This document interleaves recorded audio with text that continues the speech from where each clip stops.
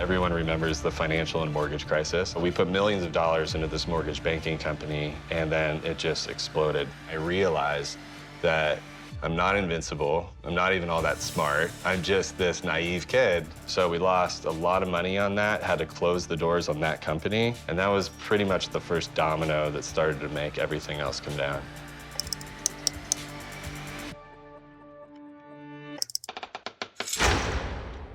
My parents were always really good with allowing me to pursue what I felt passionate about, but sometimes I would pursue things maybe because I knew that it would satisfy how my parents or how my friends saw me. So right after college, I ended up taking a job with American Express and thought that, hey, maybe I can get this flashy job as a financial advisor. Honestly, I just thought that the title sounded cool, but I very quickly realized in the job that I'm not sure if it was really for me exactly. And so when I moved away from American Express into a smaller brokerage with a colleague of mine from American Express, there were two deals that we kicked off. And the first was a mortgage company, a mortgage banking company.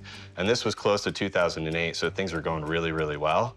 And the other company that we did was in the casino industry. And this was a banking company that did all of the accounting and regulatory compliance for the casinos. I would say I started to get hints that my business partner and things weren't going well with lack of communication. I wouldn't hear things for weeks at a time. So one day I got a call from my partner to meet at a coffee shop. At this point, my partner was driving a Bentley, and so it was a recognizable car. And as I pull into the parking lot, I can kind of see the Bentley over by this coffee shop. And as I approach, right at that point, 4 black SUVs screech into the parking lot, surround the Bentley, and then with guns drawn, get out of this SUV and approach and arrest my business partner. So the feds put him in handcuffs, put him in the car. They search the Bentley, and so they pull out a manila envelope that looks like it's probably stuffed with cash. There's a bulletproof vest. They go to the trunk. There's a gun. This whole incident probably took 5 minutes, but it felt like a day where I'm just sitting there, like white in the face, watching this happen. As I'm thinking, trying to figure out what to do next, my phone rings and I pick it up, and it's this detective that says, "We'd like to ask you some questions." So I go in and talk to this detective for a few hours, but that was the first interview over 6 months. Now I'm just thinking, this case is gonna be brutal, and now all of these businesses are gonna fall apart. I was deposed in front of a grand jury. I went through countless interviews, and I think the authorities were really trying to pick this all apart.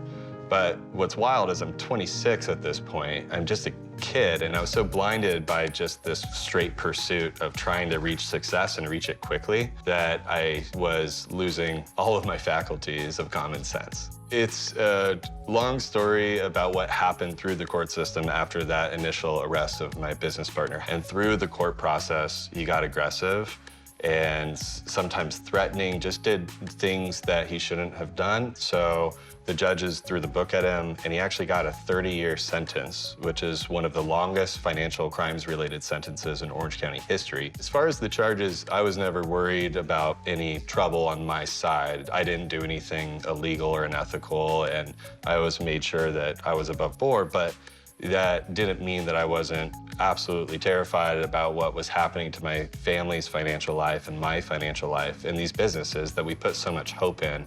And now all these people are being hurt because these businesses have failed. So the story of what happened after this failure is, to me, a miracle, because I have a friend that calls me out of the blue, and she says, I'm gonna go on a service project to Venezuela, Caracas. And I'm like, I don't even know where that is, but sounds great because I just want to get out of my reality. And there I met this individual named Andres Moreno, and immediately I could tell that he was a talented individual. He was an entrepreneur there, and I get to talking to him, and he says, hey, I have this idea to improve education in Venezuela. And this was when broadband internet was just being installed in Latin America. So we started talking about this idea to bring a university online. And over a couple of days, he pitches this idea. At this point, I have about a few pennies left, but I say, I want to invest everything I have. And he flies to the United States. He sleeps on my parents' floor for about a month, and we're driving back and forth between San Francisco trying to raise money.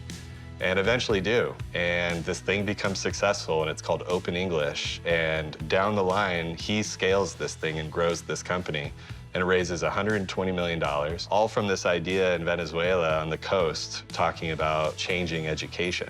So in my darkest hour, going from having total failure, and then this beautiful blessing ended up coming out of all of that damage. I'm a spiritual guy, so I think this is God's provision, God's plan, but I think I needed a faceplant first before I was able to find an opportunity like that.